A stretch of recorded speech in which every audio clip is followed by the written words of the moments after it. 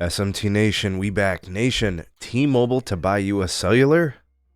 Well, according to the CEO Mike Sievert speaking at an investor conference today, Goldman Sachs, he said maybe. All right, let's take a look at the commentary. I'll be sure to link the article for you from Dano. Light reading, it'll be in the description.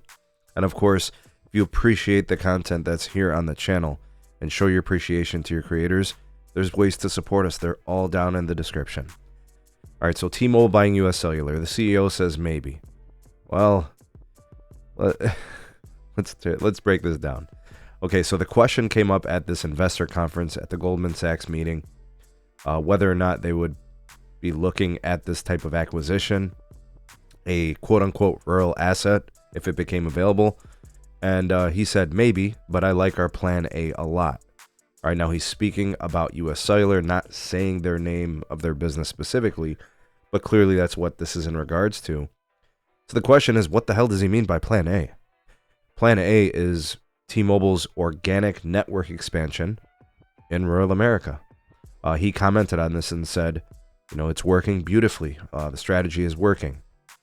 And we talked about this. There was a video I did not too long ago, maybe a couple months ago, where he said, he gave these two different monikers, these names, license to play and license to win.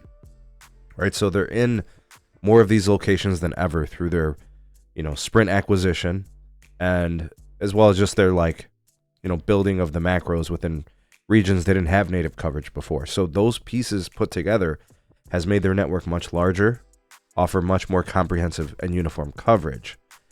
And they've got a lot of work to do. They still are trailing behind both Verizon and AT&T by a sizable margin. There's a lot of square miles of coverage T-Mobile simply does not have. They rely on roaming, and in some places they don't even have roaming, so they have zero coverage, right? But, he said it pretty plainly.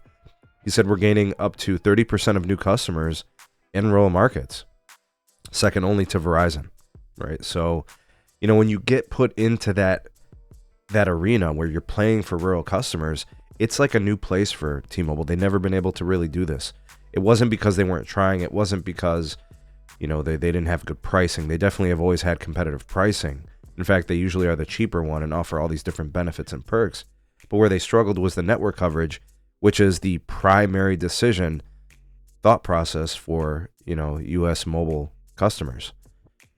So I thought about some other things. I thought about iWireless, and how T-Mobile acquired them, and it changed the game for them in Iowa, amongst other regional providers that they've kind of scooped up and utilized and integrated into their network. They've always been able to do a nice job. Metro PCS comes to mind, some of that stuff that's happened in the past. But he's basically saying here, we weigh our options. And I think what it boils down to is, can they get him at the right price? And I'm going to talk more about this in a later video, what T-Mobile would have to do in order to finance this acquisition. What it would take, because there's customers that are going to be pricey.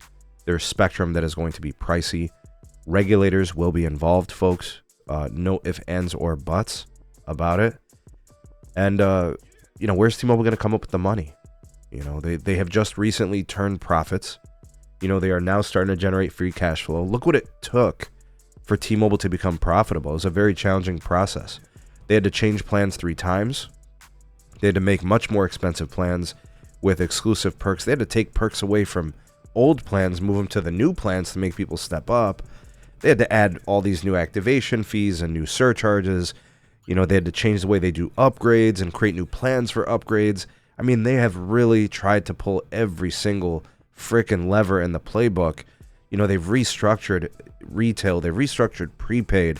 They've laid off 15,000 people, for God's sake. They've done so many different things to try to become profitable, and they just now finally got there. And, to the investors' delight, they've gotten profitable, and they're generating free cash flow. Now, they're becoming more like AT&T and Verizon, and with that respect, that makes things like this possible, where they were previously unable to do it. Now, if you listen to his commentary, you'd say, well, they feel compelled to just go the organic route building their network. Folks, if they were to get the right price for U.S. Cellular, they would gladly do it. The only trouble is the borrowing rates right now, for financing these types of transactions. It's tough right now, right? Rates continue to increase. I don't know what it would take for them to get this. I don't know what their credit rating is or whatever. I don't know those details. I'm just saying they're all factors. And obviously he's weighing that, but he's going to make it sound like they can do without it. They've always, taken that approach anyway, so that's not new. But I've got more content to discuss some of the financial stuff happening at T-Mobile, but allow this to serve as kind of your appetizer. There's going to be more moves from T-Mobile in the future that are going to be very corporate, right? They're going to be very focused on these types of opportunistic moments that could, shoot them into new trajectory as a company. Stay tuned for more content here as I create it and give you guys the news and offer my commentary. But tell me what you guys think. Give me your take. Thoughts and opinions welcome in the comment section below. You are the voice of the people, the SMT Nation. Let your voice be heard.